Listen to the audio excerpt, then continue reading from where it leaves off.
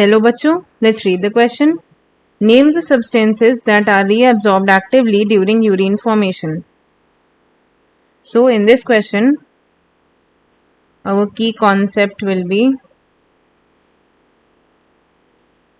tubular active reabsorption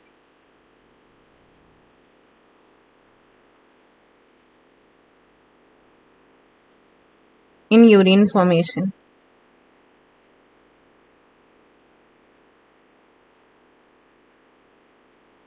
So देखिए यहाँ पे ये जो रीअब्जॉर्प्शन वाला प्रोसेस है ये नेफ्रॉन के तीन साइट्स पे होता है. सबसे पहले तो PCT.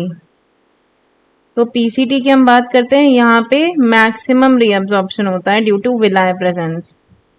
Maximum reabsorption due to presence of villi. यहाँ पे देखिए एक्टिव रीअब्जॉर्प्शन किन चीजों का होता है, मतलब एनर्जी की रिक्वायरमेंट के साथ रीअब्जॉर्प्शन किसका किसका होता है, न्यूट्रिएंट्स का, फैटी एसिड्स, एमिनो एसिड्स और स्पेशली ग्लूकोज का. इन सब का पूरी तरीके से रीअब्जॉर्प्शन होता है और कुछ भी जो है नॉर्मल कंडीशंस में यूरिन में नहीं बचता है.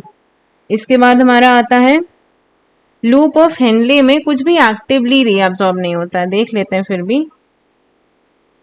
लूप ऑफ हेनले में वाटर का पैसिव रीअब्जॉर्प्शन होता है.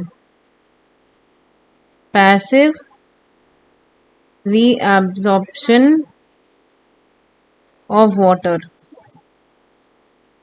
हालांकि यहाँ पे लूप ऑफ हेनले का जो असेंडिंग लिम्ब होता है, ascending limb of loop of Henle,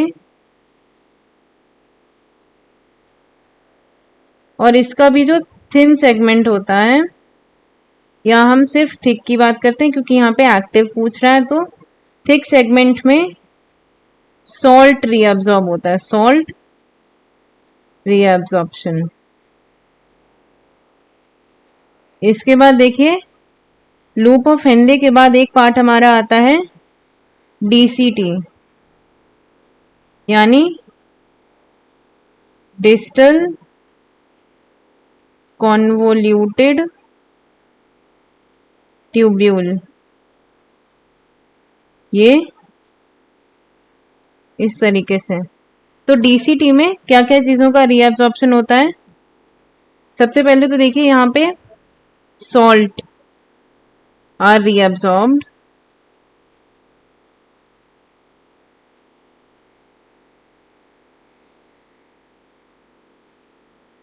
अब इसमें एक्टिव रीअब्जॉर्प्शन किसका होता है, तो in presence of aldosterone hormone,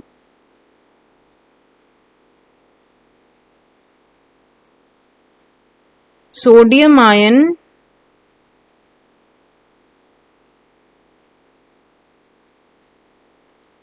is absorbed actively.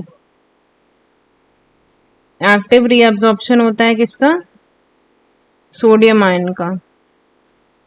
तो इस तरीके से this is the whole process of tubular active reabsorption in urine formation. PCT में सबका रीअब्जॉर्प्शन होता है.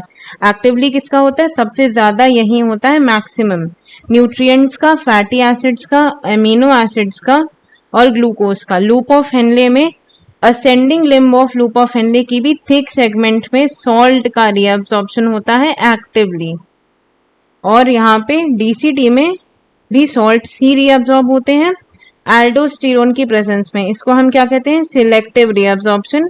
एल्डोस्टेरोन की प्रेजेंस में सोडियम आयन सारा रीअब्जॉर्ब होता है थ्रू एक्टिव प्रोसेस, यानी कि एनर्जी एक्सपेंडिचर के बाद. So I hope you understood the concept. Best of luck.